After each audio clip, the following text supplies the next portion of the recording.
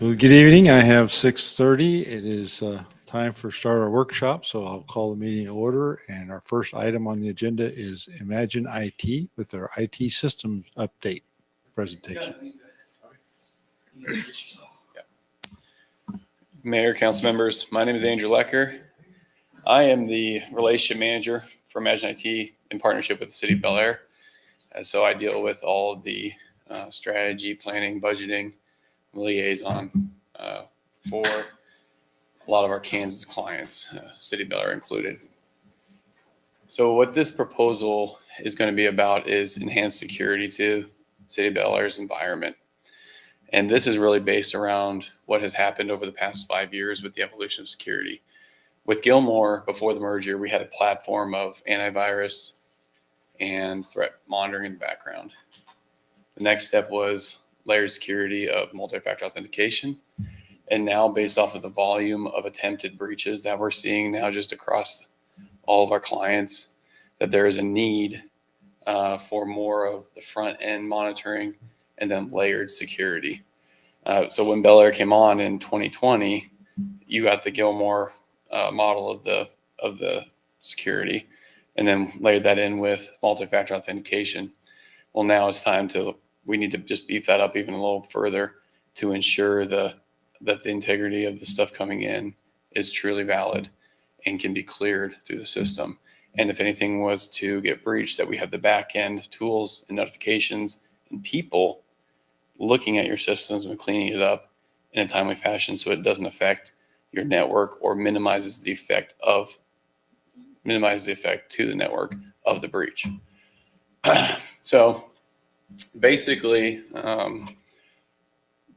what's happened over the past 5 years or so, the cybersecurity has really evolved from a one-man shop in the basement trying to hack passwords into an organized crime type of method. So what happens is these companies will search through the dark web, send out phishing, try to get usernames and links, and then breach into your network. At that point, they'll actually stop. So they'll breach you, they'll sit there and gather information for a while, and they'll actually stop. That will actually be sold for a ransomware amount. And that will actually be sold to a different organization. And they'll fully penetrate the rest of the network and then lock you out and then send you a ransomware notice. So basically what we're talking about is this hacker attack chain. So they plan, it's a planning stage. So target your selection. And really what you're looking for is titles. So CFO, CEO, mayor, manager, people that's going to have sensitive information, right? Because the more sensitive information there is, the higher the value there is. So they intrude, phishing attempts get in, they figure out who you are, where you are, what you are, all that stuff. Then they do what's called a lateral spread. What else can they get into? And they'll be in your environment. It only takes them 4 days on average to get in, get what they need, and get out. And then basically what their objective is steal as much data as possible and then lock you out, send you a ransomware notice saying, hey, pay this much amount and we'll release your stuff. That's one piece. The second piece that is really industry leading now in terms of hacking is business email compromise, which is a lot easier for hacking actually, because what you do is I'm going to give you a very recent example. City of Hayesville, the clerk got hacked yesterday. Okay. So what the hacker did, hacked her email, then set up a spoof email under her signature block for a DocuSign. You open up the link and you put in your credentials and that gets sent to the hacker. And then the hacker has your credentials to everything. And so what they would do is get into your network, and they could do either two things, what we just talked about, or send a spoof email to accounts payable saying, please redirect 50,000 funds to this bank account as soon as possible. That's business email compromise. That's the number one thing because it's a lot quicker and easier to do rather than try to get into a network. So that's a very recent example of something that we're really trying to protect against. So those are the two types of security breaches that we're seeing across the board. So what we're trying to do is to protect as against as much as we can. So I'm going to go through in as quick a manner as I can of what you have right now and what we would like to put you on as far as enhancements. So right now you have antivirus and threat hunting. So the antivirus is obviously front end protection against anything coming in the network. And then threat hunting just looks on the back end for stuff. You do have multi-factor authentication, which is another layer of user security. So if an unknown IP address or an unknown login coming from somewhere else tries to, the username password gets through, a notification will get sent to the user's phone or the token, and they'd actually have to put that 6-digit code in or approve that login attempt. So that's what you have right now. That would have not have protected you against the Hayesville breach in circumstances of a network breach. If somebody would have clicked the link and it would have been more of a lateral spread. You could have protected yourself because of MFA, because of how the email is set up, the link, and then credentials. So what would have happened is that hacker would have tried to have logged in from Russia, China, wherever, and then a notification would have been sent to that user who gave their credentials away to approve the login. Okay, so now they're saying, okay, this could be a little fishy. However, if they would have pressed the OK button, then they would have been in. So if somebody's just kind of willy-nilly just approving stuff to get it off their plate, could have gotten it in. So that's where it raises a lot of concerns. What we would want to enhance is, one, the antivirus to Huntress EDR, which is endpoint detection and response, which has a lot more scanning capabilities and cleanup.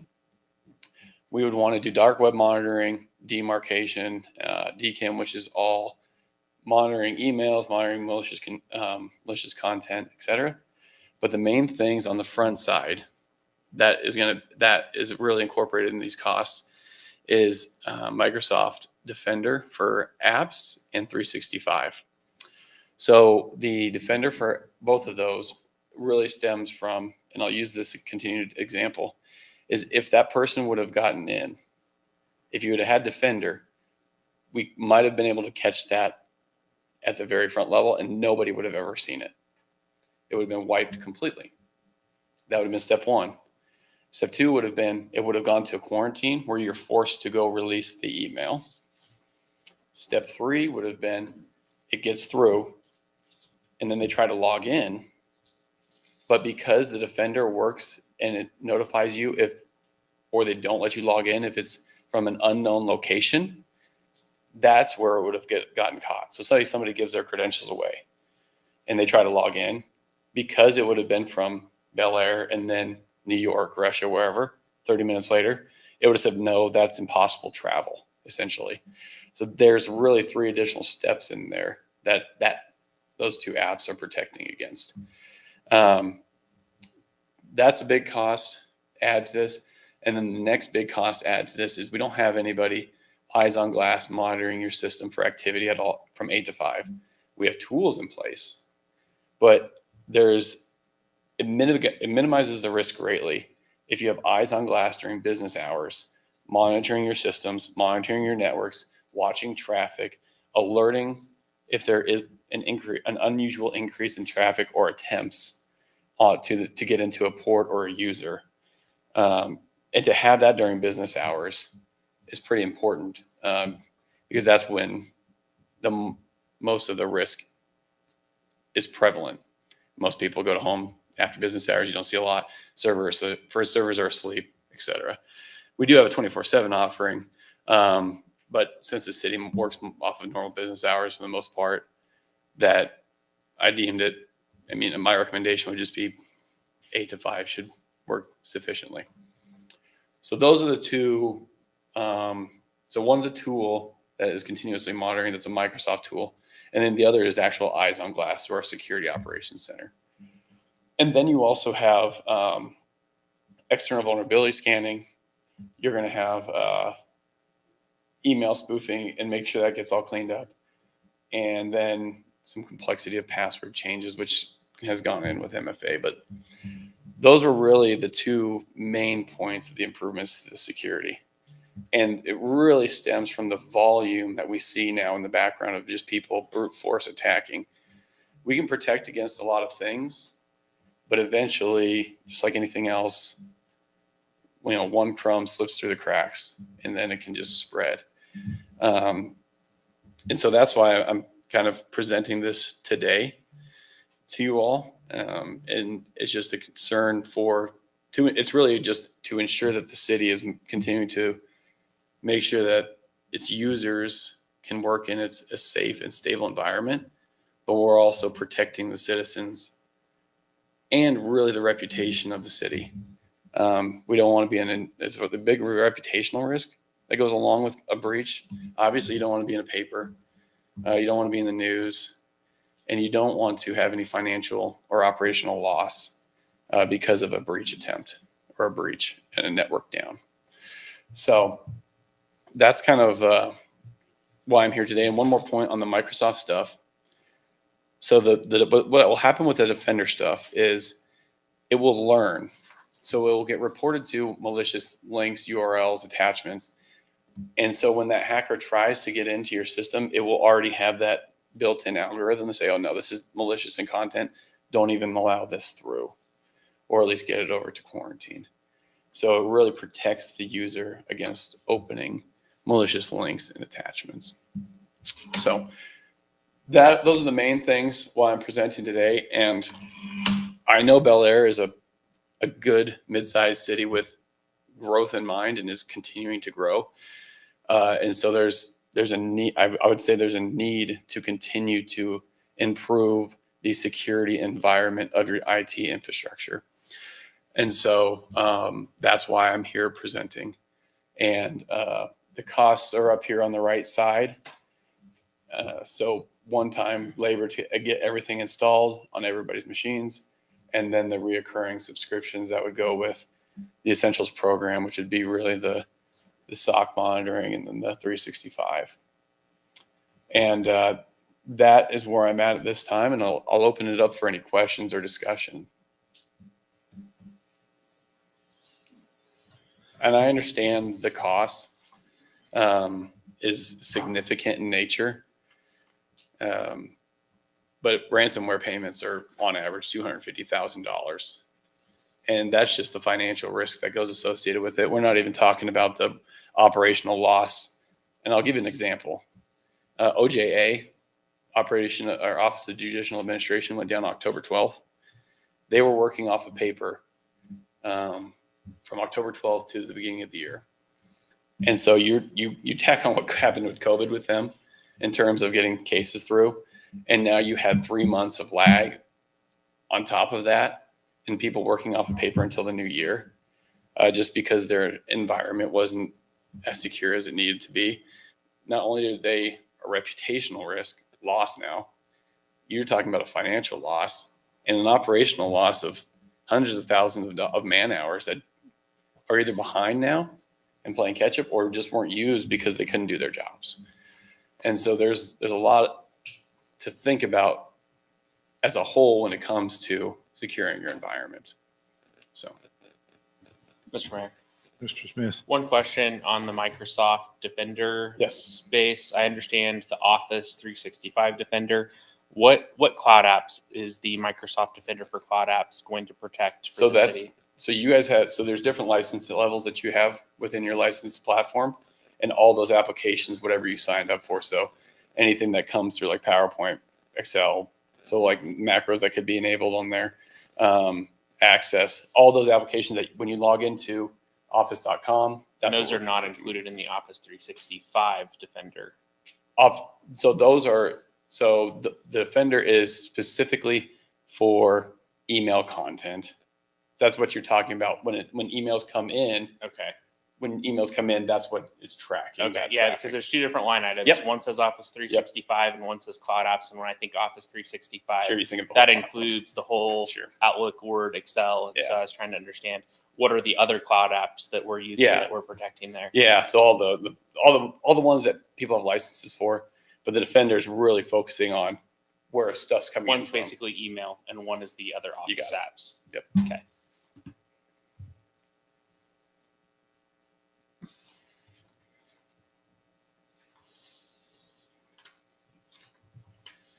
Mr. Mayor, this question may be more for Ted, but you might be able to answer it. How does this compare to what our monthly costs are on this? Not equivalent, but what we're doing now, it's our monthly cost for. Your spend is about you got projects included, just over 100, 110 to 120 a year right now. Yeah, a little less than that, but yeah, about 100,000 a year. And that's, got infrastructure replacements and all that stuff. Right. Okay. Thank you. You talked a little bit about the eyes on glass, watching for security incidents, 8 to 5. I'm not sure I completely followed why just 8 to 5. In my mind, if folks are trying to hack into the city or breach our network or compromise the solutions, they're maybe all around the world, not necessarily on the city's 8 to 5. Could you explain that just a little bit more? Sure. Users are active 8 to 5. They're more at rest, so it would lessen the risk, because typically you'd have to do with your multi-factor, they have to approve at a second level. And so we would see that increased traffic during normal business hours.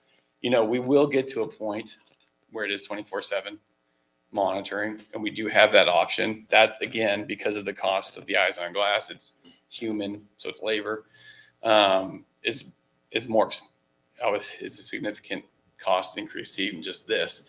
But the idea is users are using, the user hacks are 90% of the breaches that come in, is just somebody clicking on a link. So normal business hours, 8 to 5. Most of the time after that, they're at rest or just checking emails. So mostly what the monitoring is it's monitoring for suspicious activity as a result of what an employee is doing. It's more like insider threat type analysis. You could also have, it would be monitoring unusual activity on the network of traffic. Maybe somebody did get in and we're seeing something get hit to a switch. Something got passed through a firewall. It's at a switch level now. It's trying to get through that switch because there is security on the switch. And we're seeing a lot of traffic come in there. That would set an alert for us to go look at that. Tools are monitoring 24/7. So, but yeah, that's the reason for the human led. I got a question on insurance. I guess you mentioned that in here. Does this package help with our insurance rates or deductibles or anything like that?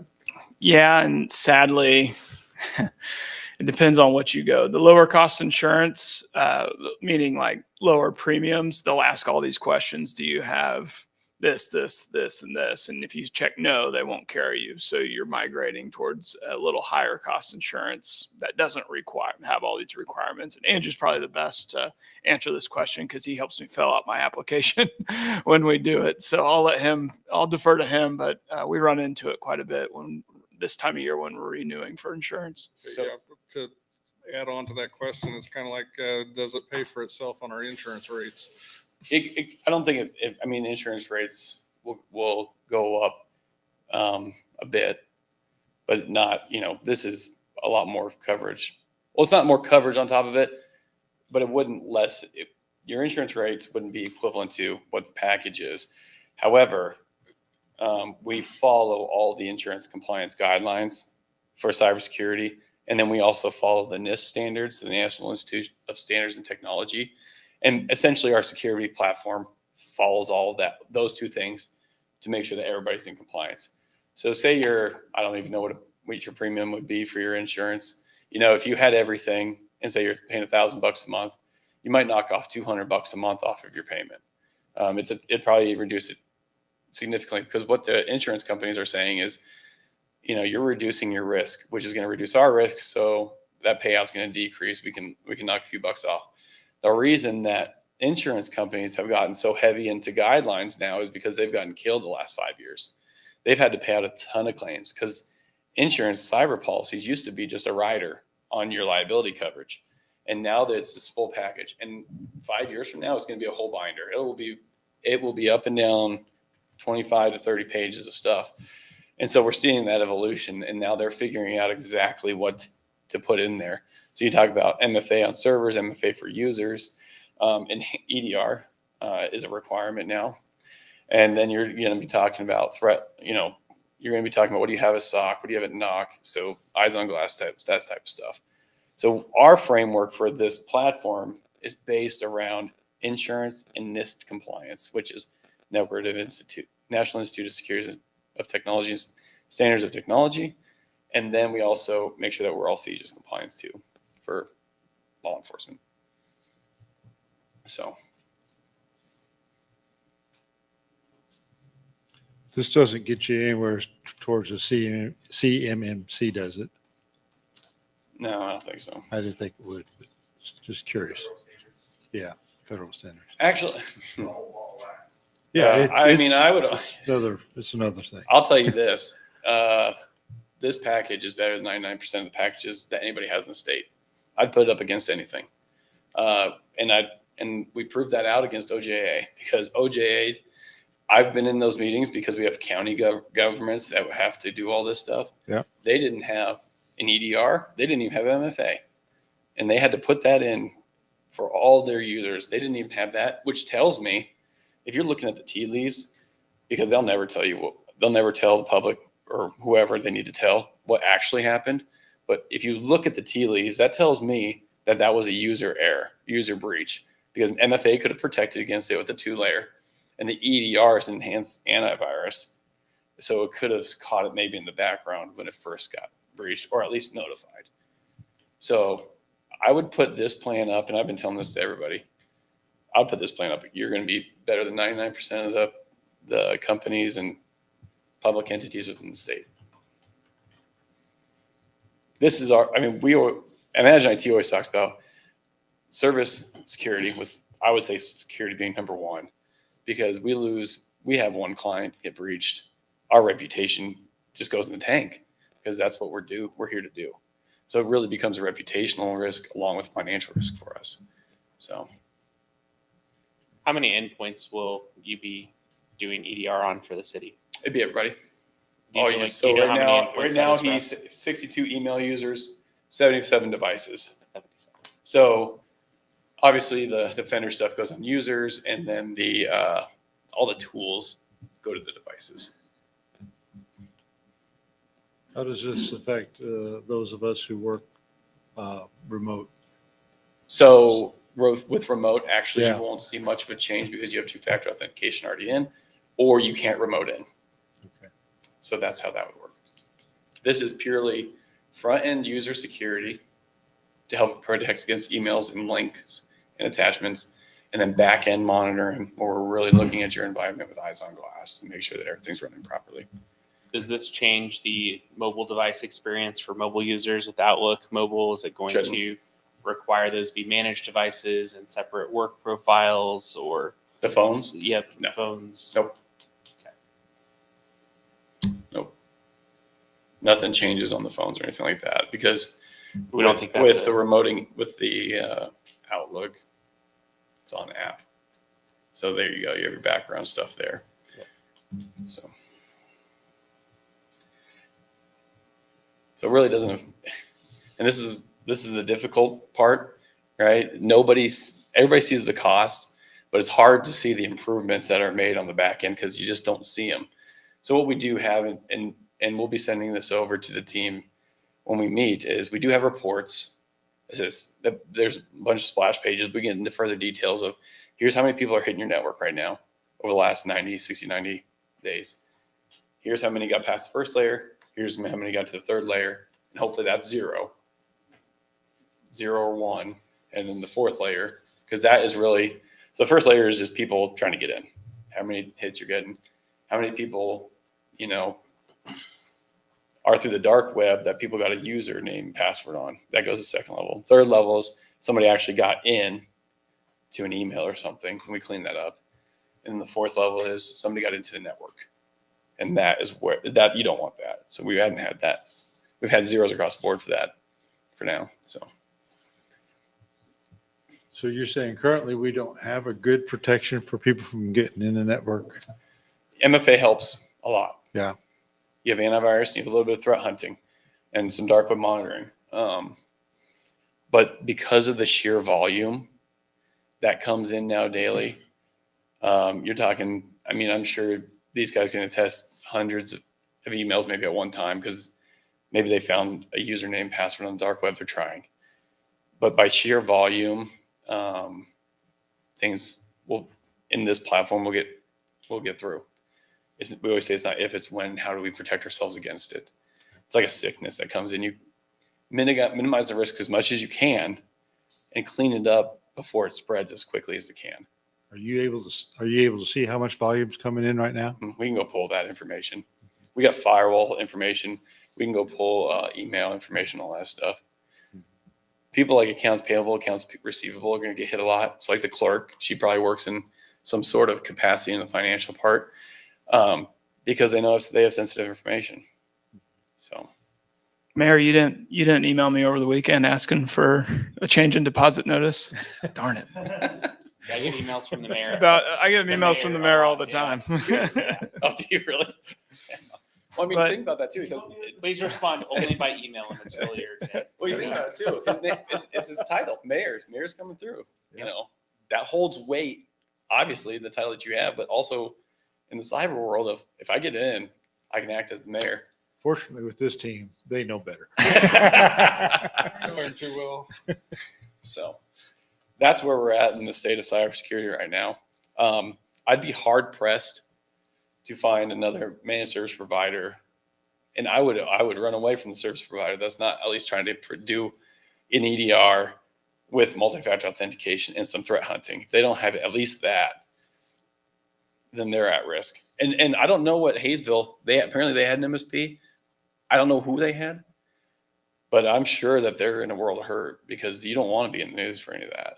So, Mr. Mayor, Mr. David, so I noticed you don't have a whole lot for training, but like the mayor just said, a lot of us do have that Mhm. knowledge and would know better. Why is the training budget so low? Is it because you've already trained this staff? are you talking about that $350? Yeah. That's a group. That's something our chief security officer offers to every client. It's a one-time training versus your security awareness training. So I actually just do that for our clients. That's why I didn't highlight it because I don't want you to approve that because I did it in Q3 last year. I actually came and talked to all your users. Okay. About- Yeah, we did that in October or September-ish. I came and talked to all the users, and I will do that again.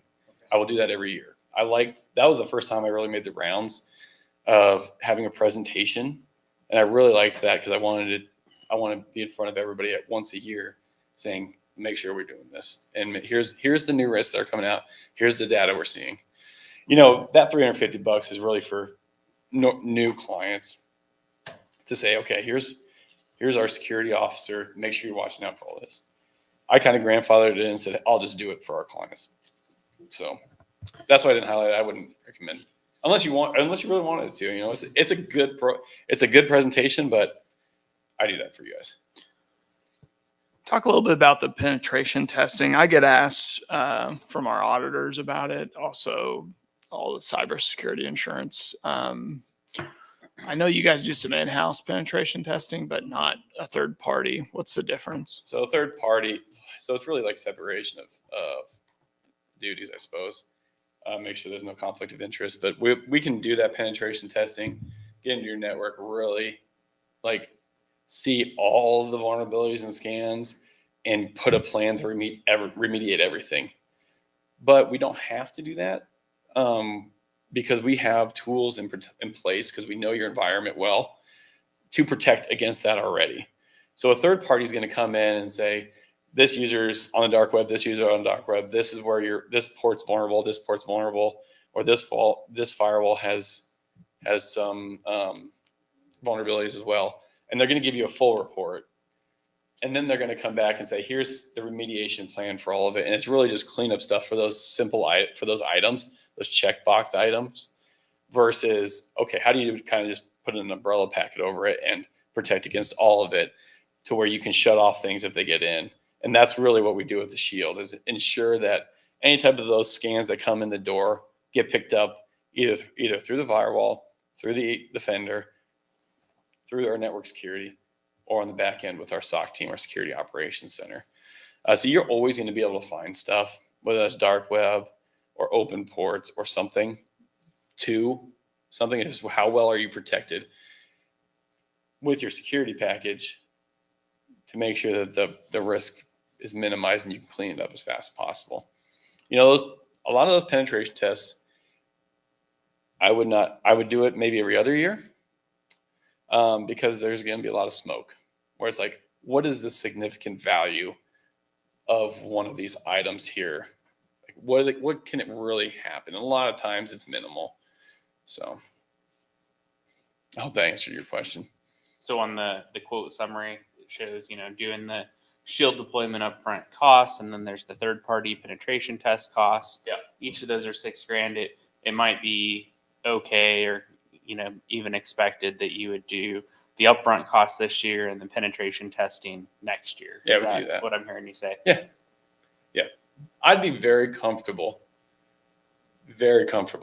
with just the first part. But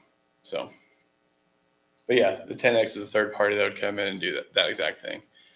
And then what they would do is probably label it high risk, medium risk, low risk items, and you'd have a list of everything, which our engineer, we do it twice a year. Our engineer reviews your infrastruccture, reviews your redundancy, reviews your backups, reviews your cybersecurity twice a year to make sure that you're keeping up and giving you a score. And we walk through that in our meetings of how the scores are doing, what are the vulnerabilities, what's best practices, all those things to make sure that you are working in a safe environment.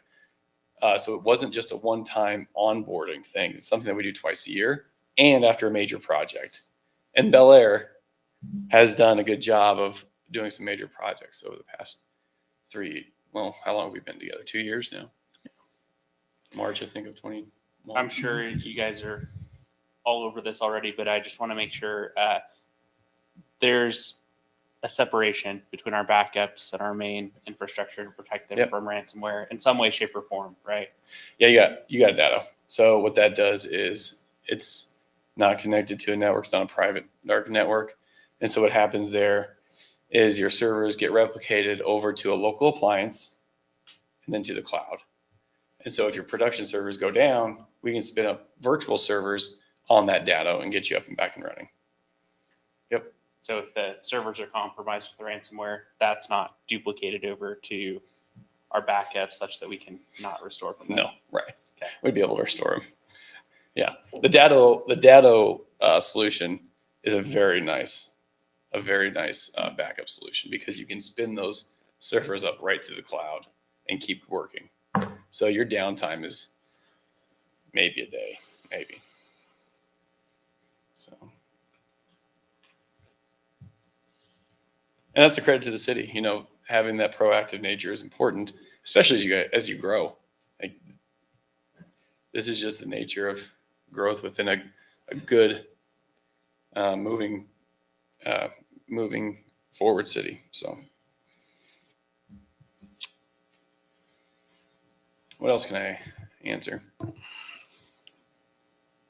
So I guess the suggestion would be shield deployment, group security. I guess we're gonna shield, or just the Shield Essential Program monthly cost and the 365 security subscription, with the knowledge that we should probably be doing third party penetration every so often. Every other year. Okay.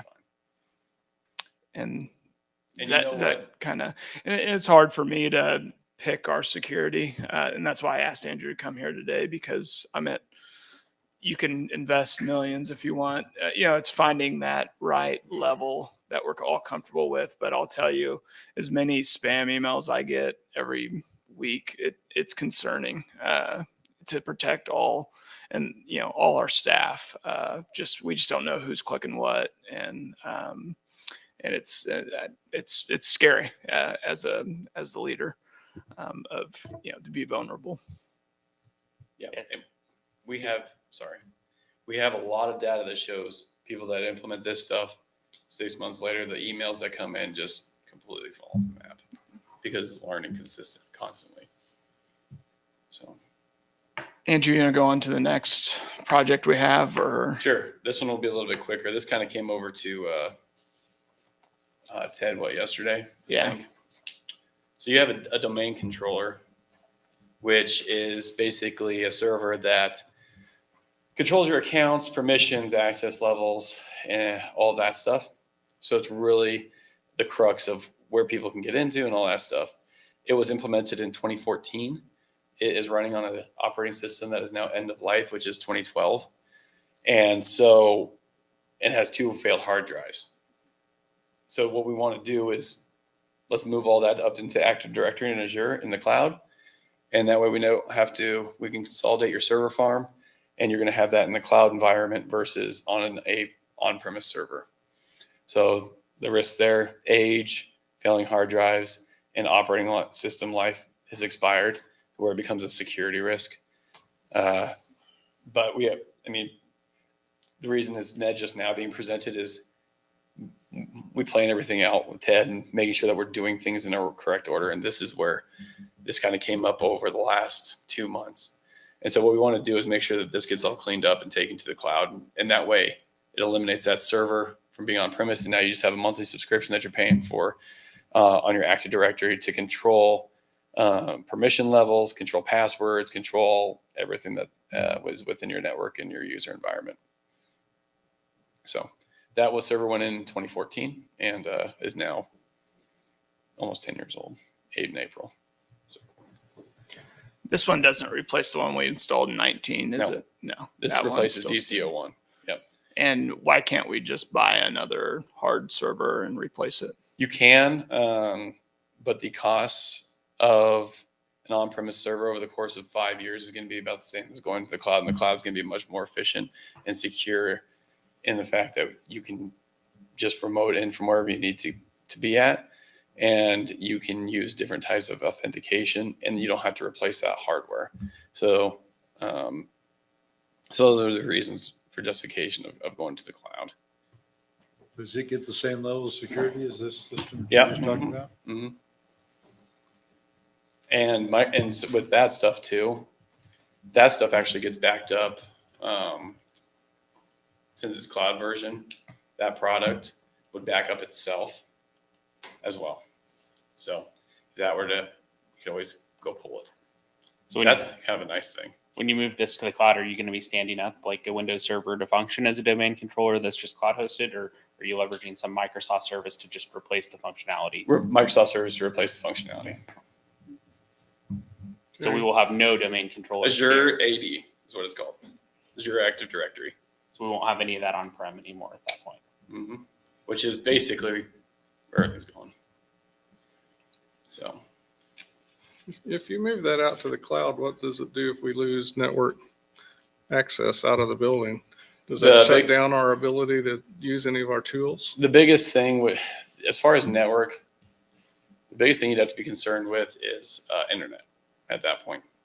So if the internet goes down, it would be your biggest issue. If a switch goes down, we could probably redirect a lot of stuff. But from a network standpoint, if that goes down, you could just send everybody home to their own internets. They could get back in and remote back in to that Active Directory or whatever they needed to do. But internet's basically going to be the biggest thing here for that. You're going to have a beefy enough internet to make that work, which you do. So there's you have firewall switches, access points. I wouldn't say from on-prem server to a cloud server, there's no differentiation of risk or network being down that can function. You'd actually be better off in an Azure cloud environment because you could go home or we could remote in because we had an internet connection, hotspots, all that stuff. Is that going to work, Ted, for some of the functions we do? Can we do them from home? I mean, we don't have we don't work from home, only select that's few. why I'm but, asking. yeah.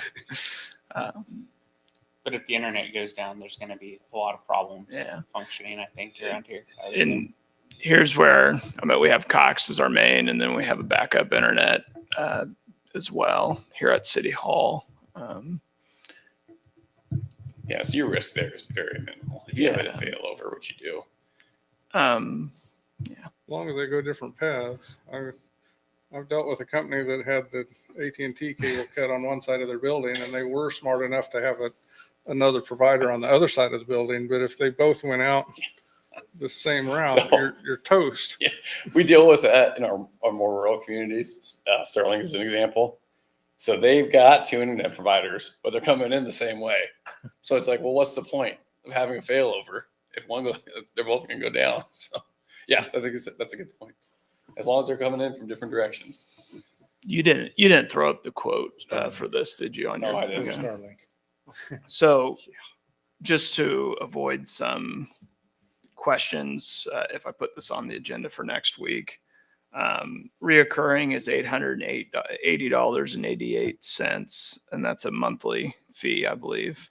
Yeah. And then the deployment labor is $23,397.50. Yep. On the reoccurring, and it's still how much our server is going for right now. It's still, the math still works out well to do this type You'd of be program. paying 40, 50 grand for a server. Yeah.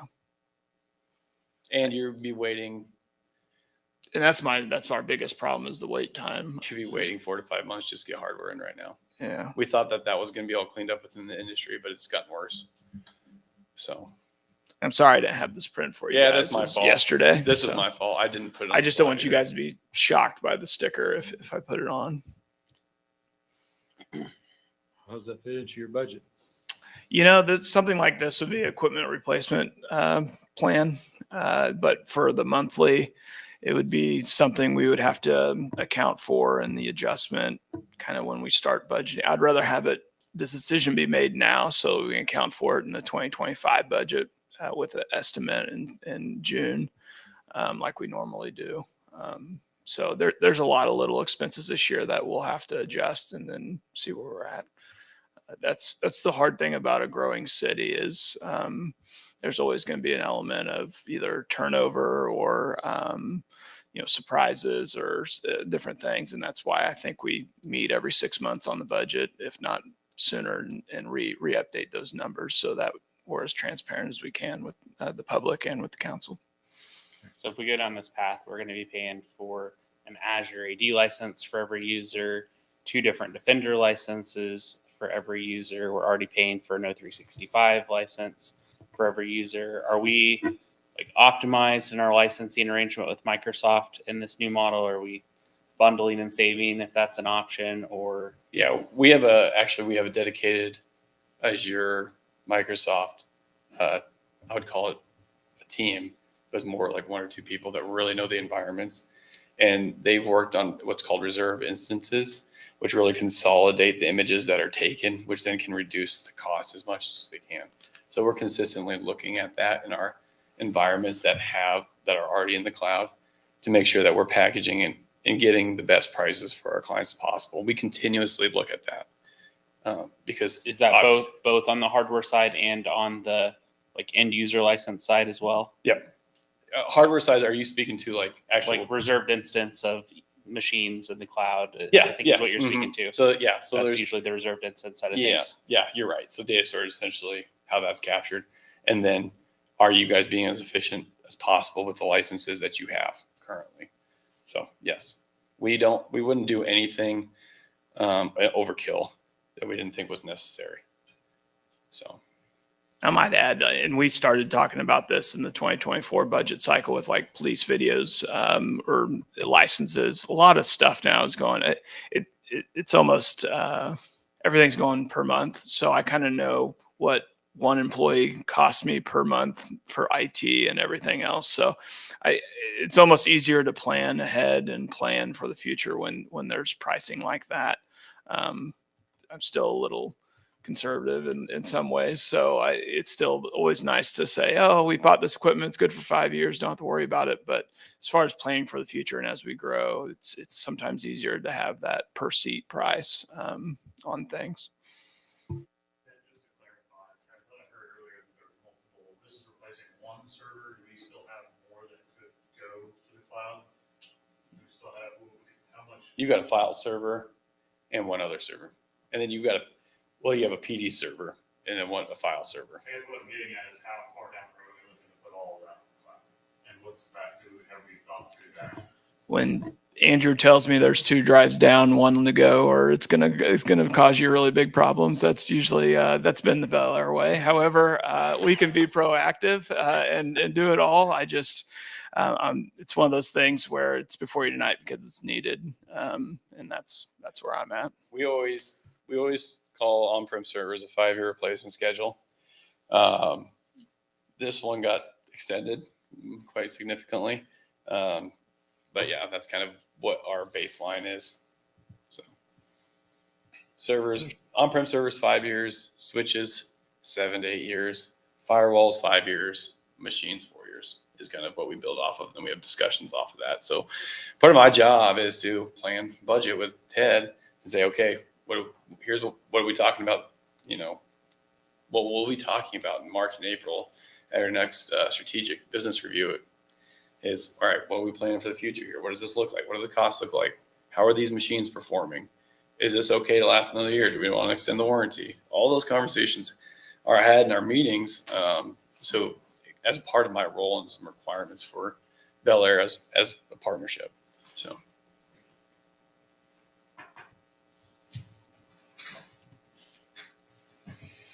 Well, maybe it might be a little bit of a silly question, but back to the security thing, just thinking about AI and how it's affecting that, and what is it doing there in that world? So in the immediate future, the most recent concern is people hacking actually into the tokens, which is an The what? interesting move. Hacking into the tokens. So you have a little 6-digit code thing in your tokens. Okay. People are figuring out a way to breach that. So that's an immediate concern for us. AI is going to be incredibly difficult to solve because what AI will do is match the behavior of the sender through its email content. So it's going to learn you, and then it will build its emails based off of how you type your emails, which is really scary. And then they can just use your signature block, and it's just going to be small little adjustments that you'll see. What will then come down the road is video spoofing. So they'll match up your voice.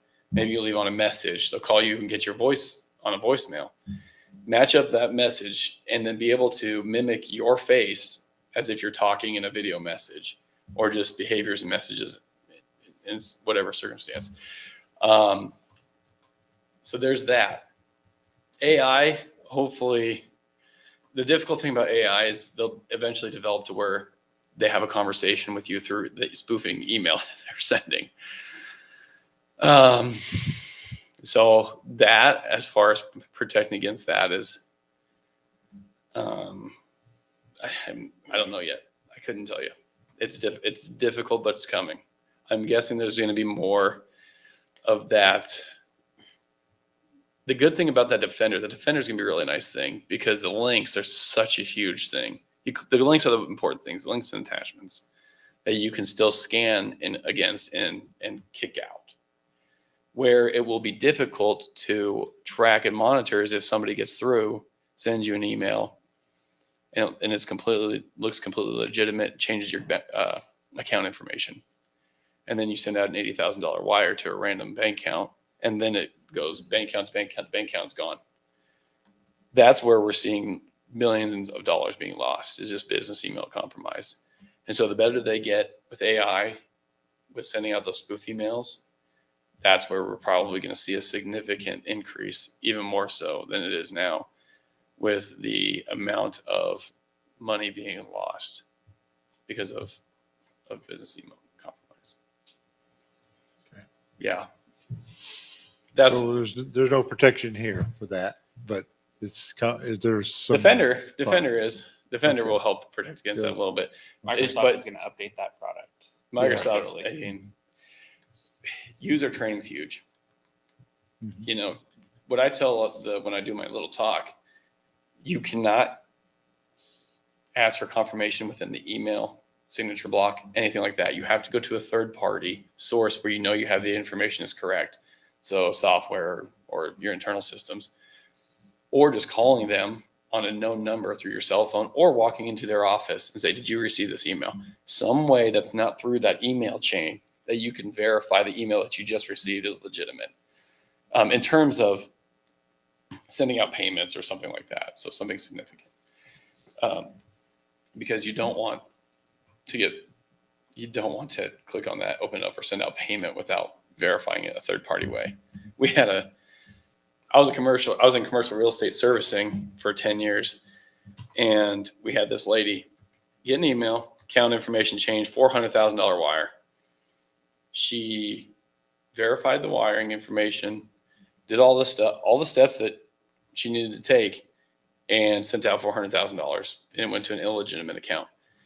What she missed was she called the number back and verified with the person that was receiving the funds. She called the number on the signature block rather than going through our software system. And that was the misstep of $400,000. And that's how tricky they're getting. They'll mirror your signature block and just change the phone number around. So we just have to be very front of mind with anything that we're doing in a work environment. And I know we've talked about this, but it's important to reiterate, Sedgwick County had an issue probably the second year I was here, and we haven't done any type of vendor. We don't pay vendors, ACH. We do kind of old fashioned way still. And we find that that's most secure as far as payment goes. If an employee wants to change their direct deposit, we have policy in place. You'll get a call from Tristan and you'll have to verify it. There's lots of different old school methods we use right now. However, the hard part is the bigger organizations where you have 8 or 9 AP clerks, and that's kind of where we're seeing. So we're still small enough yet. I'm not saying we're not vulnerable at all, but I think Brian Mackey said when he was talking about our updated, sometime the best solution is a well-trained clerk, and that's kind of it too. Is we really put people with who know what they're doing in the right spots, and that's important to us as well. In terms of also security awareness training, that's very important. Make sure that they're doing that. We actually can pull reports off of who's clicked links, who's passed them, who's done the training, who's failed the training, because then you can hone in on those users who are bad actors or bad participants, because they become a risk at that point. And so you have a conversation with them, get them training, get them more training, and go forward from there. So that security awareness training is front of mind. All right. Any more questions? I apologize for not having that server quote up here, but I think I told you I was going to put it off. all right. Okay. Well, thank you all for your If time. no more questions, thank you for your presentation and time, and we will look at this next week, I guess. Is that right? Thank you very much. Thanks. Thanks. All right, next thing on the agenda is spacing issues.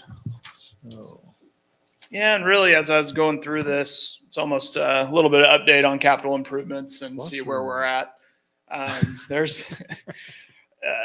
This is really comes to, hey, we've been a lot of growth and a lot of work being done here at City Hall and Public Works, and we just wanted to touch base with you before we go out and start a new project, if it's even feasible.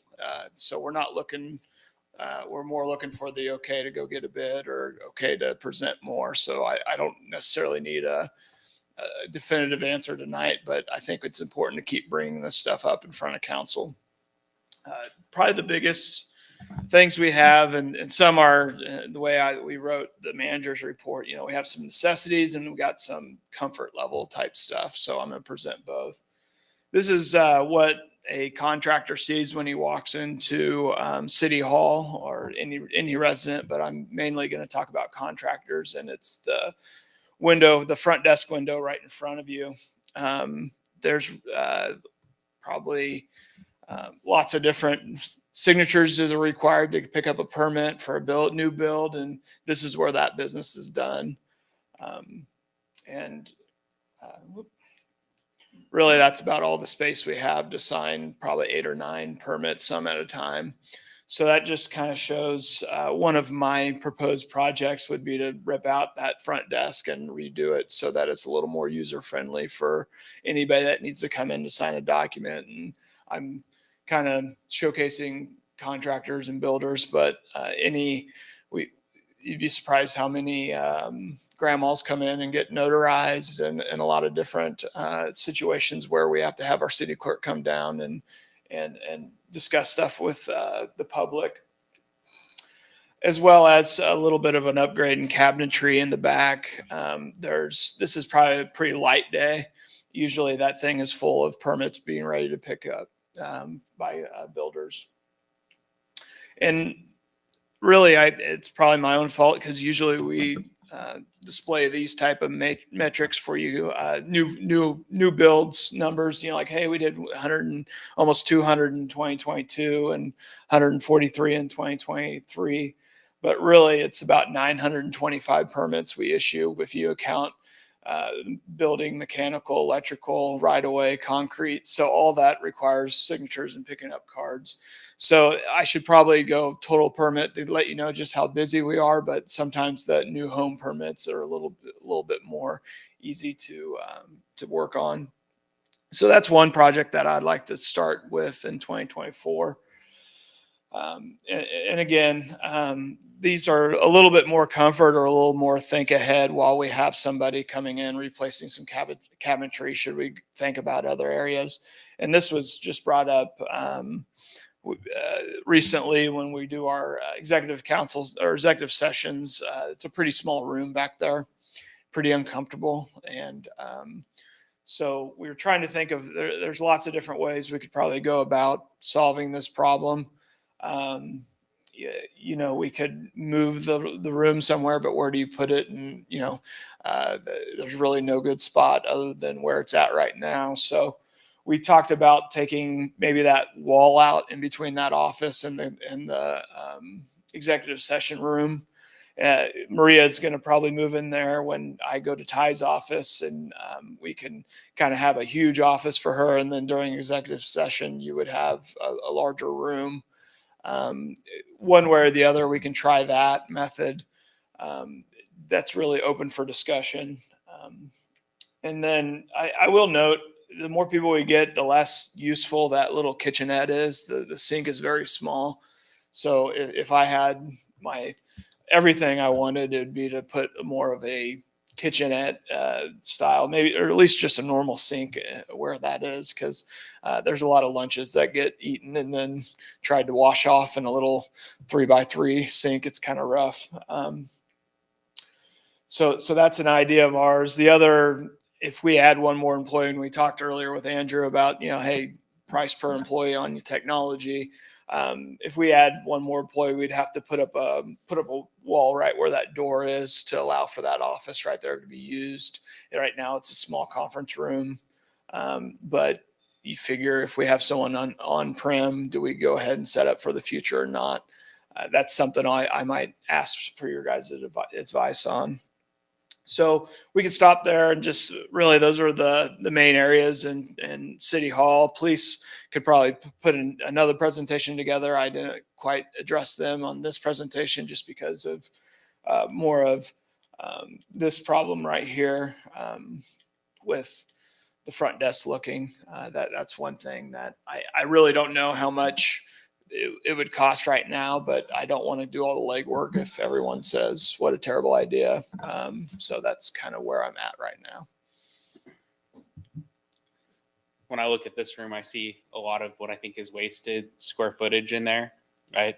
I would be surprised if you ever walk into that room and there's like 10 people in there waiting at one time. And so I think looking at that space to potentially leverage more of the square feet that we have, push the desks out, or some places you walk in and, it's just kind of the windows, you can walk up to the window. Maybe you could put windows to where you could access that facility from the hallway outside and use all of that square footage potentially. Could make a lot of sense. I really think a focus on optimizing what we have is way better than trying to add more square footage. I agree with that. The other thing, just curiosity, we still think we need the plexiglass up there? So, yes, I'd really, and it's up to you. There's been some ask for maybe real glass, looking at doing, not that was kind of a COVID buildup. I think employees feel a little more secure. There's a lot of sensitive conversations that go on down there. So if I were to say take it down or put up permanent glass, the overall majority of my employees would say put up permanent glass. And I think even more reason to use that whole room. Yeah. And use the glass that we have or retrofit it. I can't imagine that you have a lot of people waiting around in there, but Ted, you tell me if I'm wrong. No, I meant, we'll get busy, there'll be 2 or 3, There's a but it's waiting not going to be. area kind of downstairs too. So Well, you do, I think you do need some room in there for people for waiting, because you do, I've seen it, and, 3, 4, 5 people maybe. Sure. It's not a whole room full. I agree with that. I think the space could be better utilized, but you don't want to make it so it's aesthetically just look crowded. Yeah. Okay. So you gotta be careful about that. But to Tyler's point, there is that waiting area right by the community room as well, where, a little bit of a different setup. Folks could go take a seat and wait on the next available person. I mean, Ted, what do you think about that, using that whole space? Yeah, I mean that it would take an architect to design all that, and that's kind of where we talk about, do we just try to put in a new cabinet this year, and then build up an architect and get all optimal? How much do you want to spend? That would be my question back to you, because I mean, it could be upwards of $50,000-$70,000 to get all the architecture for everything we want to do. And that's just that cost, and then you got the cost of doing it. So that as we progress through my presentation, you guys kind of think what we're wanting to do in the immediate, and then long term 100%. That's how we're going to have to go. And there's probably different options on how you engage with an architect too, that's going to drive your costs. If you have kind of decided what you want and say, hey, I really need somebody to kind of draw this up and tell me the feasibility of, this is kind of what's in our head. That's maybe one version. A different version that we do a lot more often is, hey, please come look at this space and imagine what it could be, and then give me 3 to 5 options. And that always costs $100,000, it seems. Takes way too long. I'm a lot less interested in that version of it personally.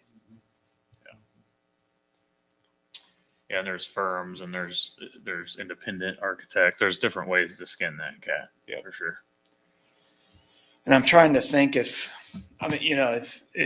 we've been in Park City a little bit, and they kind of have those separate windows inside their lobby. And the hard part is right now we have 4 different offices opened up to the public.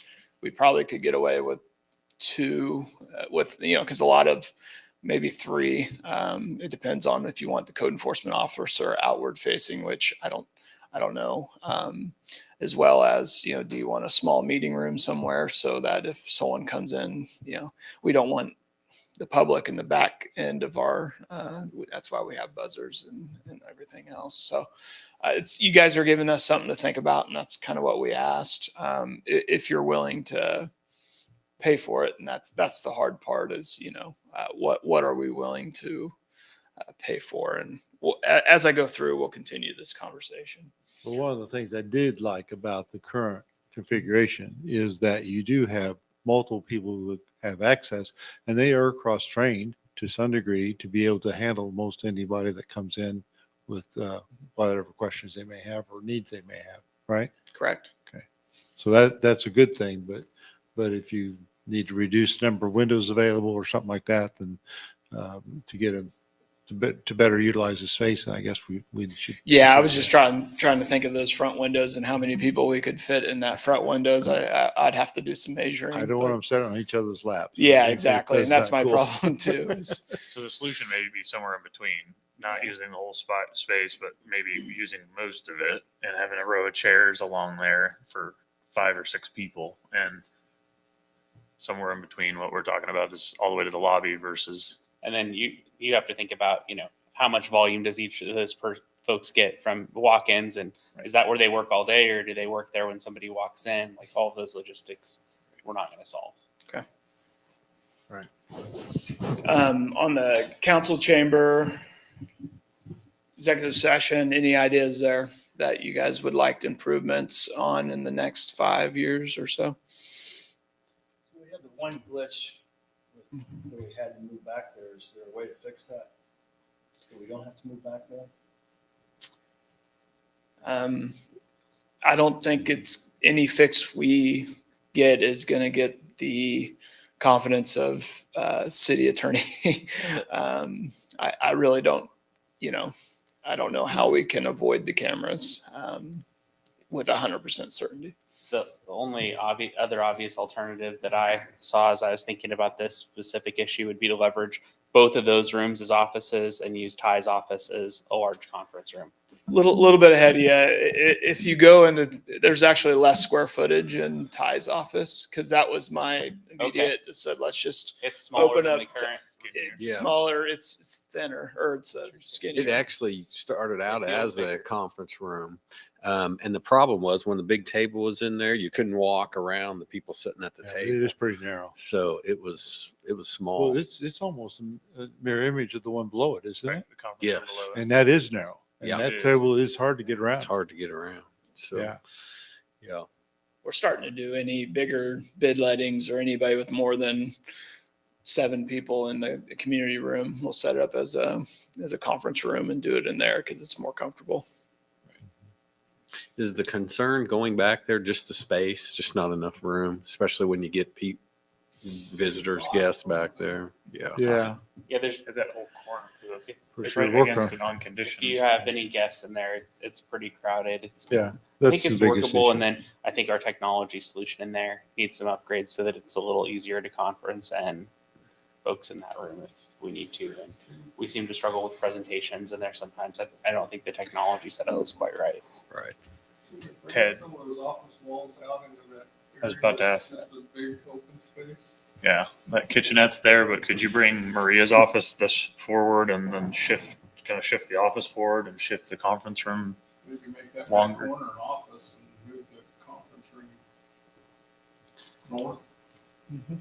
Spitballing. Yep. No. And it's you thought of it. it's a puzzle. And it's a puzzle that's going to take someone better than me Gonna to displace somebody. probably. Exactly. Yeah, Exactly. I think it's worth figuring out. I do, because we're gonna need a better space. I mean, it's definitely cramped. I think the better idea is just cut down on executive session. Yeah. That's a great Great idea. I'd idea. love to do that. Can you guarantee that? No, I can't. I don't have the crystal ball. I know. Move the kitchen area into your big conference room and get it out of the middle there, because I don't think you're ever gonna be using the kitchen area at the same time as the conference room. Yeah. And one idea is Ty and I had was to kind of move the kitchenette over into that corner, where next to right in front of my office, and then that opens up a lot of space you could then close and make You a little have bigger. problem But flexibility. then you have plumbing. Right, the You plumbing gotta is deal right with, with the bathroom, so the further exactly. you get away. So it's and that's going to cost even more. So Yeah. um, I don't know, we gotta drop ceiling on the first floor, don't we? Yeah. Shouldn't be that hard to, yeah, it all depends on where everything's at. just don't put it over somebody's desk. Yeah. Is that corner restroom the only one upstairs? Or is there one on the There's opposite? other than these. I thought so. I thought it was only. Yeah, I'm not as familiar with space back in there. I don't know if there's any way to leverage that space for executive sessions, whatever's back in there. Yeah, I guess Kate's Suggest maybe we office. need a Yeah, tour. we just have a hallway Just over have there. a paid That's something to think attention about. Well, you do have, if you took the wall out, where I can't remember the part-time lady's name, Kate. Kate. Mhm. If you took that wall out and took over her where she works, you probably would have enough room. I don't know square footage, but we're talking. Yeah, we'd about. have to run a tape. But It'd be That, this that's an small. option You may as well. have. Okay, this has been a good constructive conversation. I think we can get some value out of that. So is that other option would be utilizing a small conference room and space adjacent to it? Yeah, right. All right. That's what I was suggesting. Yeah. Maybe that works. I Worth- don't know. worth thinking I- about. Space. Like I said, I don't know if it's as much square footage as we need. Right. Somebody'd have to go measure it and make sure, because, Yeah. my perspective can be completely wrong. I was just trying to clarify that would be the door. There'd probably be some sound dampening considerations in that model, but Okay. The next big monster. Public Works. we've talked about the master plan, and really we're at a point, and I'll just kind of go through. We've seen these pictures, very cramped with equipment wise, but from the employee side experience, it's kind of rough, and that's where what the few proposals tonight would be is, hey, how about more than one toilet would be nice? How about a few showers? How about in the eye wash station, if you read that in the report, we have a portable one, but we need a plumbed in one that's about $1,800. We could probably do it alone. I just wanted to throw that in, that that's another improvement we need down there. But these are the guys' lockers. The other big thing, and Marty's here tonight. Thanks for coming, Marty. You don't really have to, but is a lot of our salt and sand. It's not covered like you see the KDOT when you're driving. They have all the covered, and what that leads to is it getting out and into our water runoff a little bit. So part of those improvements would be to try to cover up our salt and sand, either through. We're looking at some concrete blocks. Is that right, Marty, with a cover? Yeah.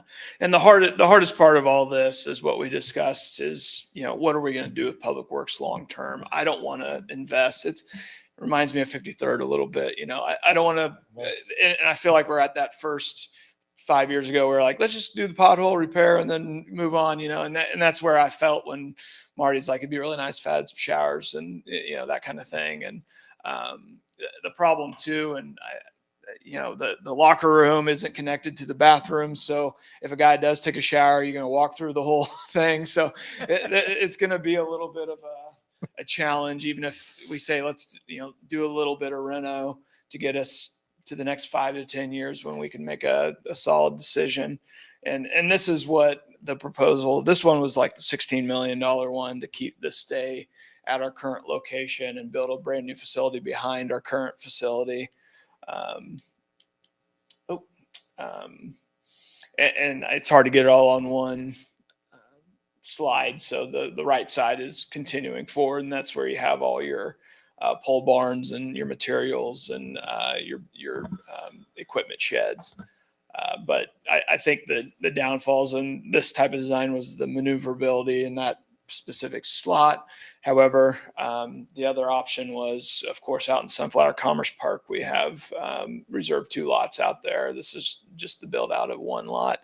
I'm not asking for a crazy decision today. I just don't want to present an updated current facility with showers and a little bit of employee amenities without understanding where our direction is going forward. Now, before we discuss public works, I'll throw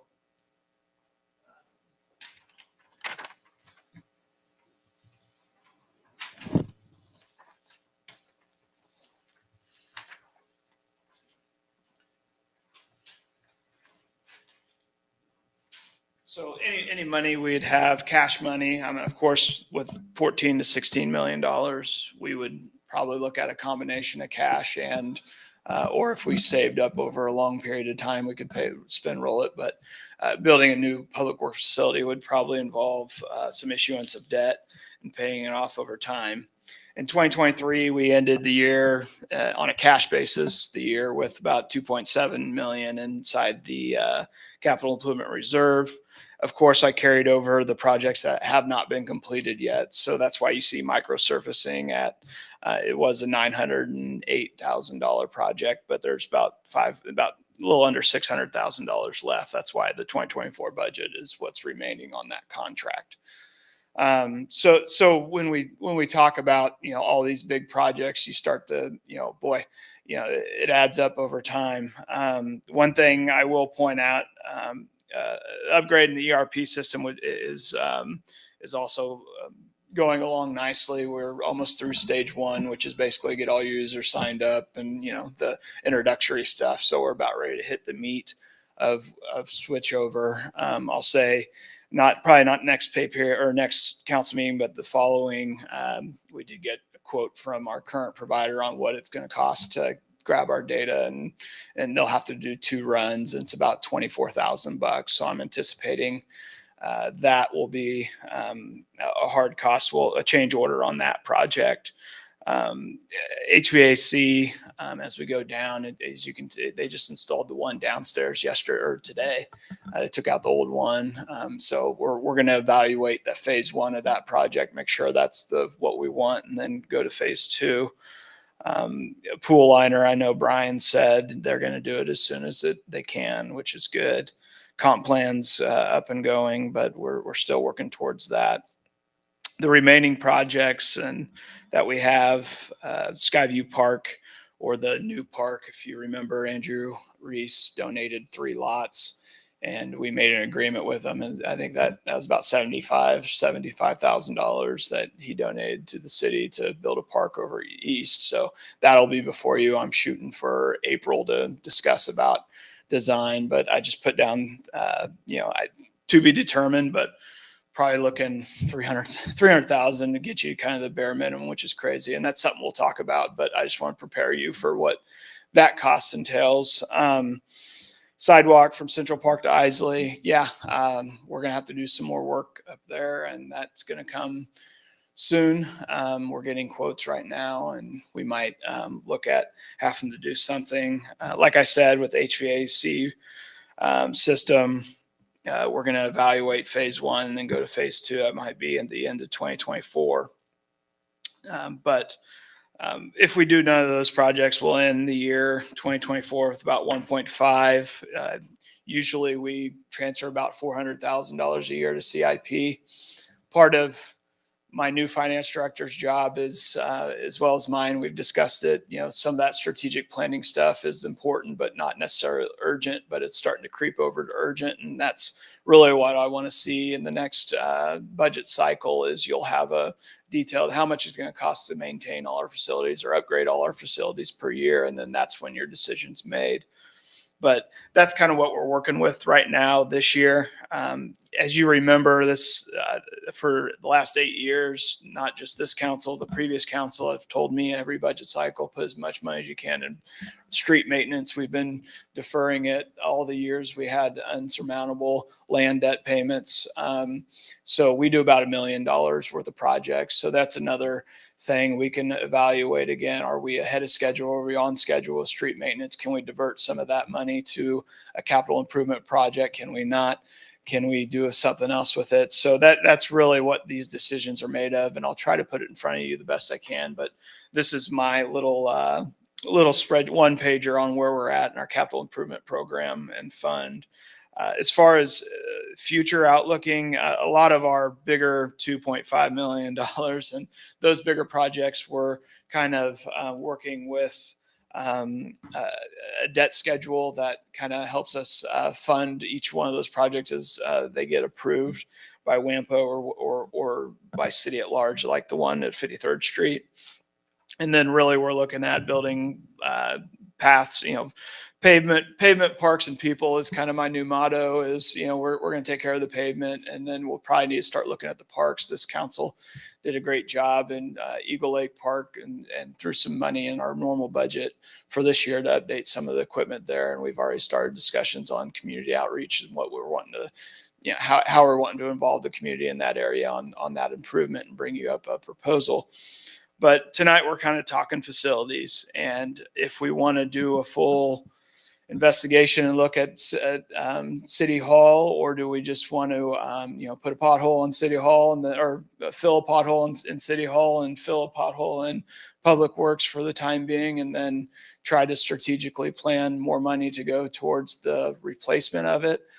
That's really what I'm after today, is your guys' thoughts on the future so I can plan for it. Well, Ted, I'm concerned about the cost side of everything that we've talked about, but I'm just as concerned about how many things we're doing right now, like just how much work is in process. There's a lot of projects, a lot of streets that we're trying to do. You've got the ERP system that we're trying to do, the comp plan. Like there's a lot of things that are in process. What's your feel on our ability to take on either pothole projects, as you called them, or more comprehensive things at this point? And So and not put anything in jeopardy and not, slow any of those priority things down. So I told Mary and Tammy, our planning, our parks, or our permit clerks, that I'm going to do something about your counter a year and a half ago. And that's kind of where we're at is I'm finally, before you denied, asking for it. And that's other projects got in the way of this project. So it's one of those things where ERP is, it's going to take a considerable amount of time. I'm not, something like this is more of hire a contractor, have them do it and get it done versus an ERP project, which is I got a meeting a week with my team and then also the Tyler Tech team. Stuff like microsurfacing, stuff that's on the plate, that's not difficult. HVAC really hasn't been that big of an inconvenience. I thought it would be. Really haven't had any complaints, and they were right in the middle of everyone today.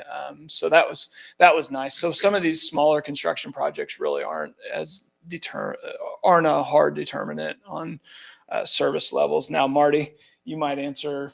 How could we, if we allotted you $100,000, let's just throw that out to improve your workspace? Could you function normally and try to do it? And I think the hard part is Look at the contractor's point of view and see where we can do something. yeah. And all these ideas I'll look at a contractor, and then Marty looks at a contractor, and then we bring it before the council. And if it seems to make sense, we'd go forward with it. And then I'll try to, is there any discussion on if say we had a $10 million grant, which they don't give many grants on normal public buildings. I've been looking, and it's not really a thing to do because nobody wants to donate money towards something that probably should be taken care of by the city. But if you were to get $10 million grant, meaning would it be in Sunflower Commerce Park or update where we're currently at? Back up a second. Okay. Where's the extra lot in Sunflower Commerce Park? You said we were only going to build on one, and that was one of my concerns. Was I didn't want to fill that whole lot up and not have room to expand. Yeah, so this whole, and I'm sorry, I'm better. I guess this whole lot, it stops about right here because there's a drainage on the bottom, and then we also own this lot right here, right next to it. Okay. And that gives us sufficient room to do the turnarounds for our big trucks that we're worried about. Yeah, there's a lot of land out there. And the roadway through there is sufficient for hauling in tons and tons of rock and dirt. And I think there's a pros and cons list And the other thing is, how are the neighbors going to think of that? Because they're a different kind of business than construction. Yeah, and so what the analyst that did our Public Works Master Program says the Sunflower Commerce Park site strengths would be shovel-ready site, good access to 2 concrete streets, accessible utilities, regional storm water detention, similar adjacent land use, expandability, potential co-location and other city services, meaning if we did build out in the Sunflower Commerce Park, we'd still own the land that the current public works building's on. We could do some, at least stage some materials over there, I believe. Well, if I was a neighbor, I wouldn't be concerned about the buildings you park everything in, but I'd be concerned about the several acres you're talking about dumping junk on. Well, I don't think we don't really junk as far as road rock, and I mean they're going to be in bays. I guess. Well, it sounded like he was going to be dumping things on there like construction debris.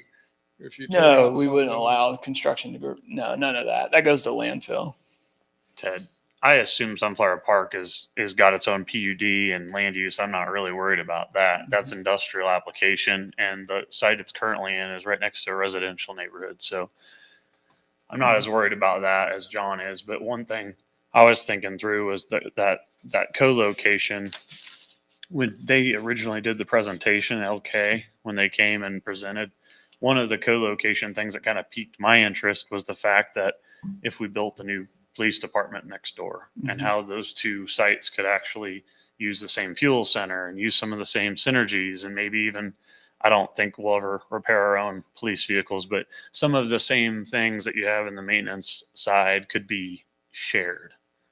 And I think the other site is it's actually smaller than just this one lot, but the two lots combined are significantly larger. So if there is room to grow, even the shop and the maintenance side is kind of the benefits I saw from it, other than just the cost savings. But the one question I did have for Marty and for you was, if this were the site that we made a decision to move forward, what do you see the other site being used for?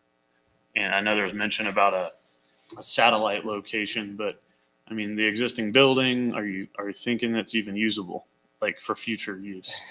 I think what they were talking about, the existing site would be, we would probably keep our building there, and it would be for storage and stuff like that.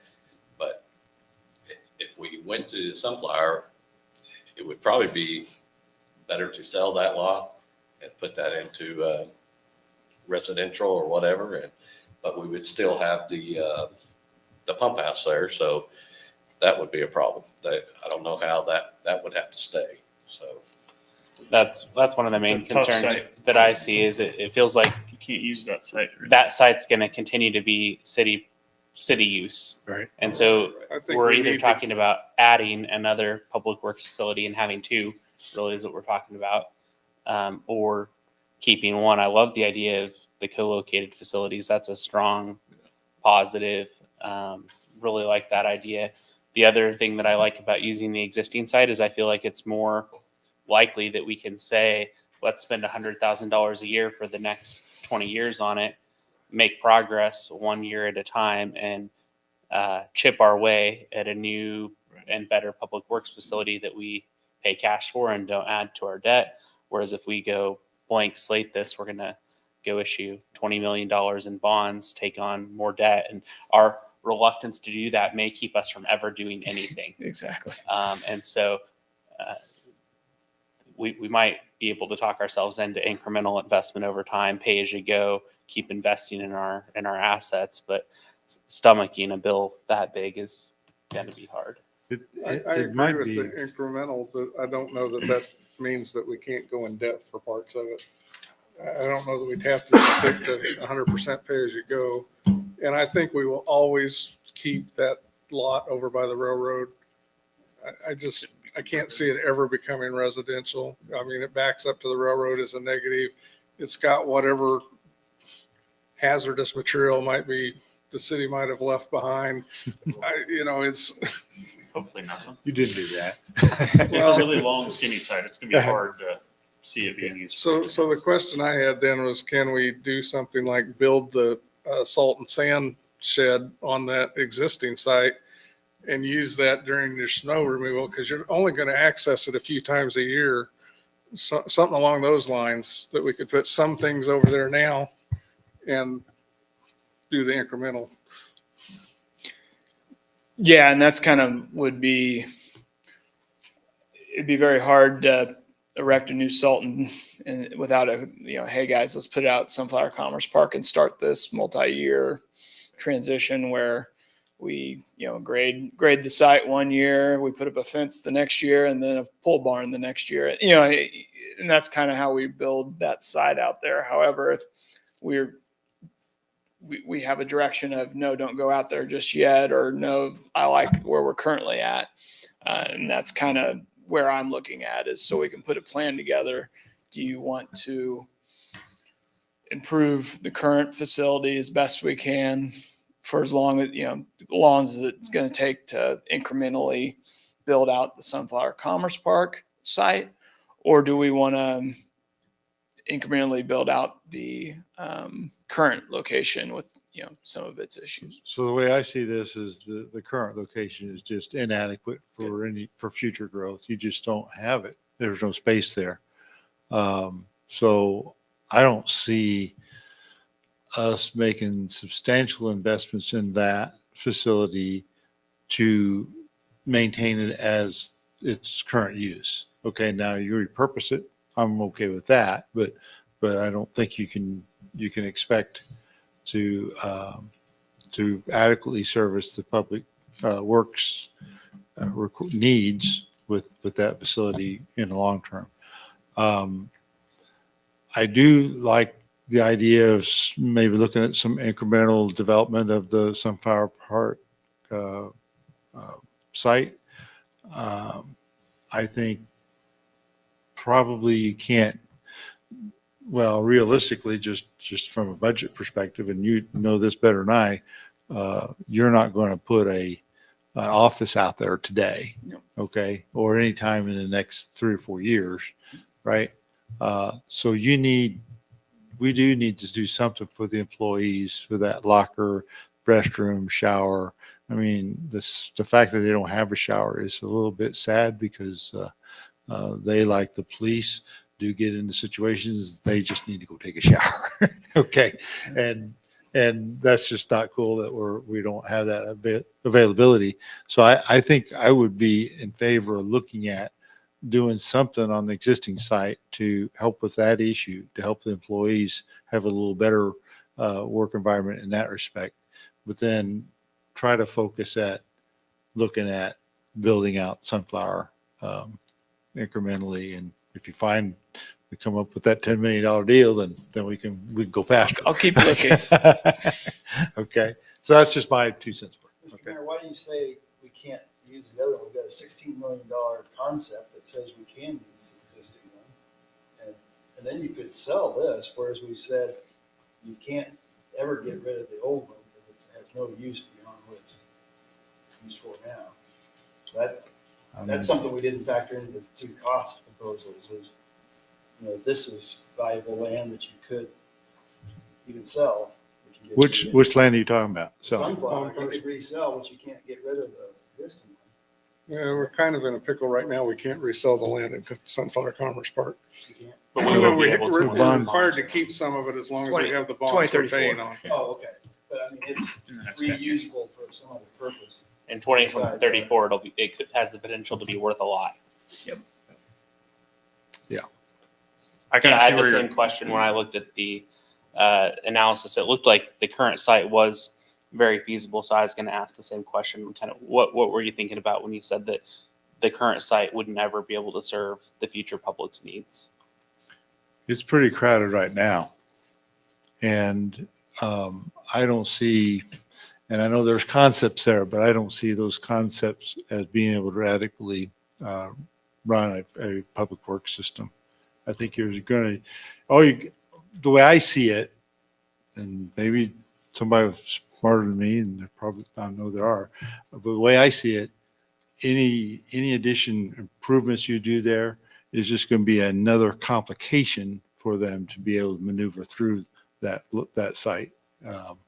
Because it's narrow. It doesn't have, and you got some big vehicles in there, and they don't turn around in small radiuses.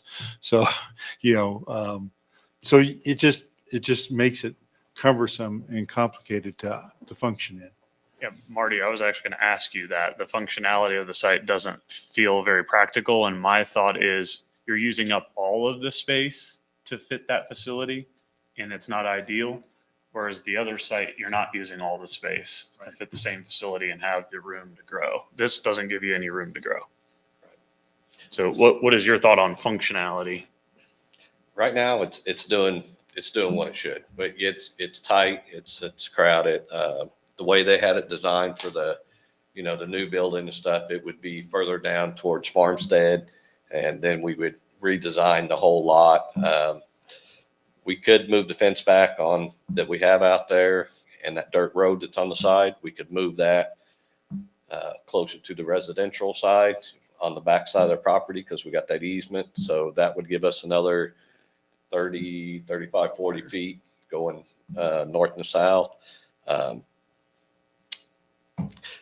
We'll do whatever you guys want to do. All I'm asking for is if either we can build there, build at our old site, or can we just add on a bathroom and a shower and just to make it safer for people. If they go out in the sewers, come out, and then they're covered, and then they got to get in their vehicle, go home, and I don't want to do it. So I'm just trying to make this to where it's, if we spend 80, 90, $100,000 and have just a outbuilding built, to where we have a break room and a bathroom on the backside of the building, wherever whatever a contractor says is feasible. And then that's what we would do. So, but I didn't want to do anything at this point until we said, we're going to stay, we're going to go. I didn't know what we were doing. So that's why I haven't done anything with it. So do we have any buildable space between the existing building and the railroad?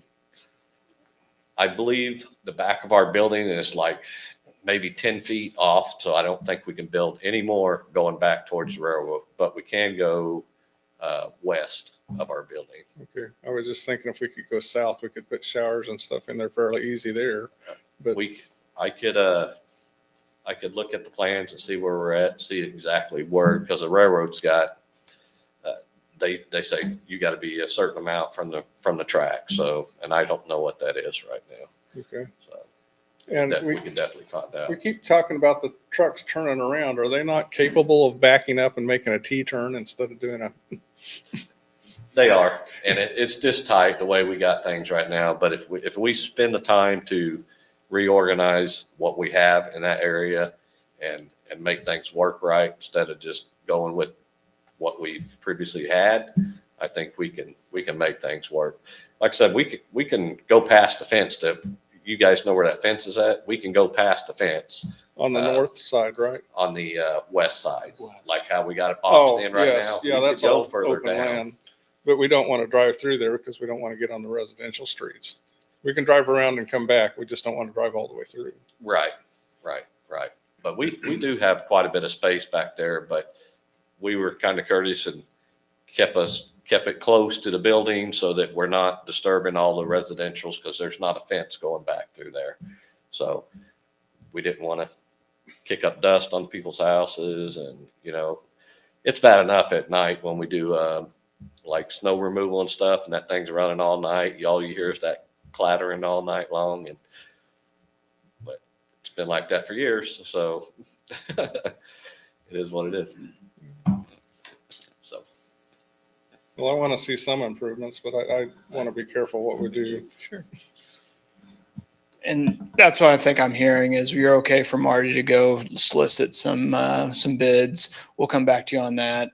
Like I said, I didn't think the Sunflower Commerce Park, what the future is going to hold was going to be decided today. But I also think when we do these master plans, we need to continue to bring them up at least once a year to try to figure this out, because in 20 years, we don't want to look back. Or I guess I heard something the other day that said best time to plant a tree is 20 years ago, and the second best time is today. So that's kind of where I'm trying to do to you guys is continue to think forward, and we'll continue to have this discussion when Marty comes back and brings his proposal on these small improvements that we're asking for today. As far as City Hall, should we reach out to a architect and get them going, or that's where I'm a little fuzzy on, or do we want to just ask a general contractor to fix a few uncomfortable spots? My personal opinion is we should maybe do one thing at a time, and we should start with the downstairs and bring a contractor in and ask him what they could do for us, see if they need us to go do an architecture thing or not. Okay. Some of them can design, build that type of space. Huh? Some are set up to design, build that type of space. So some of them have architects on staff. So I would say reach out and see what kind of feedback you might get on a small project like that. It is on the smaller side. Yeah. So I'm worried that you're I not don't going know. to get much interest. But My concern is that if we build the first floor out, then we change something seriously on the second floor, we're tearing up the first floor again to work underneath it.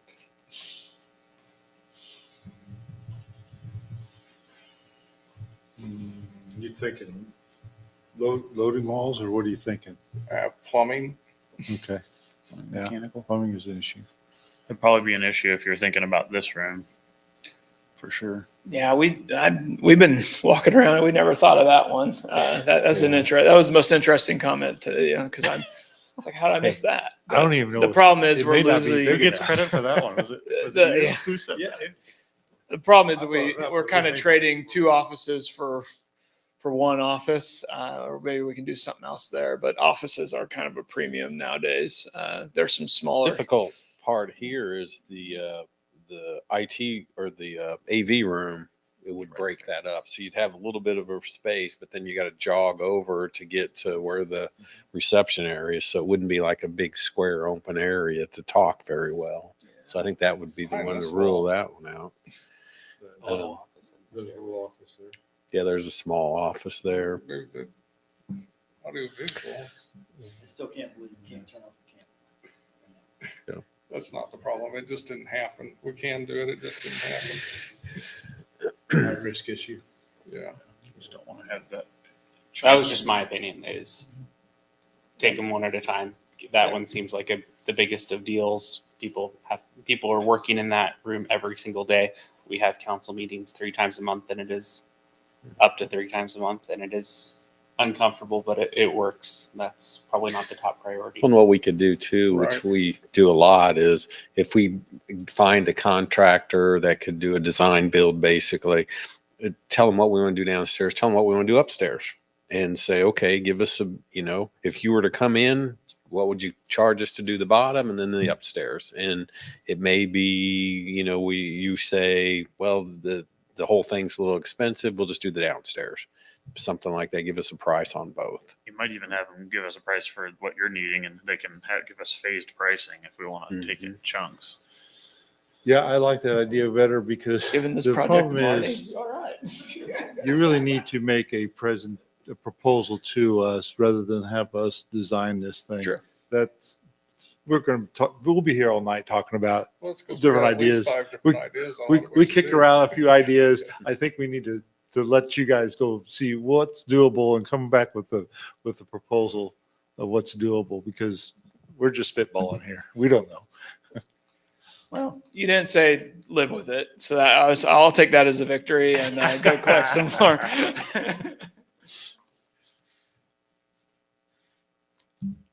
One other comment that I did not make. My concern when I asked about the second lot was that we really had enough space over there if we should be looking for a totally different place to locate everything. The police, the public work, the whole public works. I think they, when they looked at that lot, the public works facility fit on the one, and then they kind of had an idea of a new public or a police station on that other lot. Yeah, They kind of drew out that.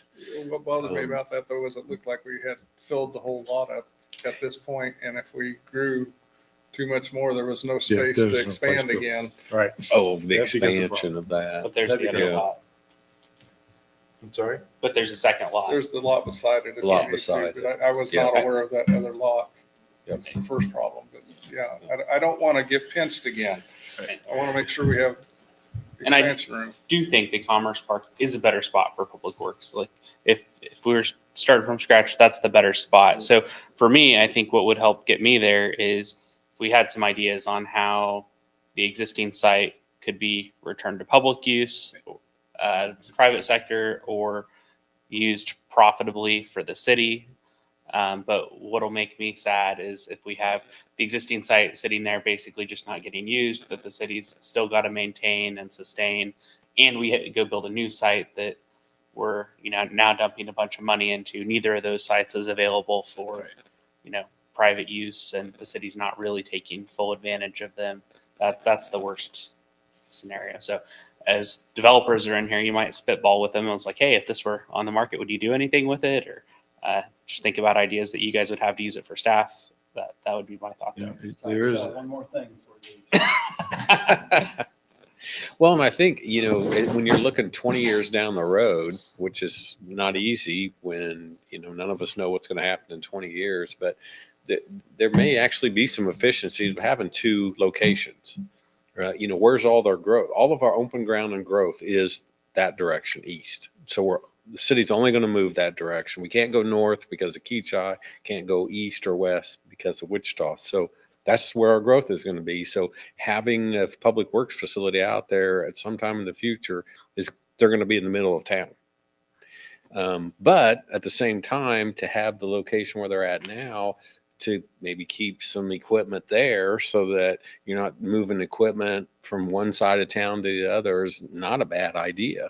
And so there may be a need for both, actually. And you gain some efficiencies that way. You're not hauling dump trucks of gravel all across town. You've got locations and trucks and gravel at both places. Sometimes there can be some efficiencies with that.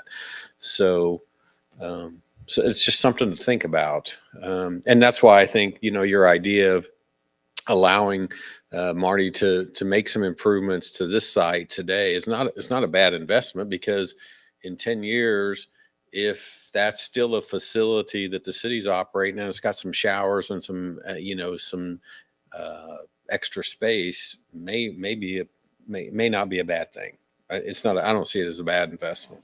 Just looking at the map, having that facility basically right in the neighborhood, like that's not ideal. No, it's not. Not an ideal Nope. location. It's always been that way, and it is what it is. But it's Yep. not a super compatible use. Yep.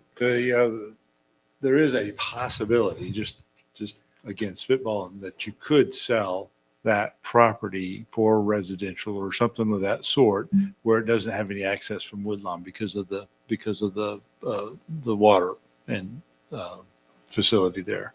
But you could just sell the thing west of that you don't need, and maybe somebody would want to develop that for residential.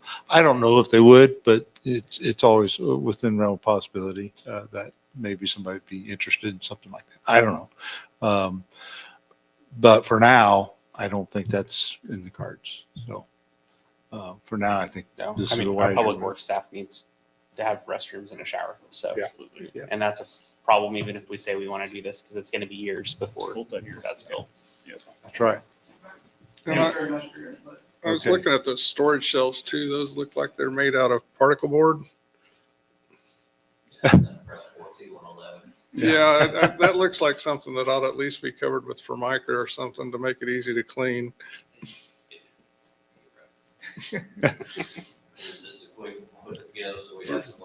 So you had something better than nothing. Okay. Okay. You've been improvising for quite a while, it sounds like.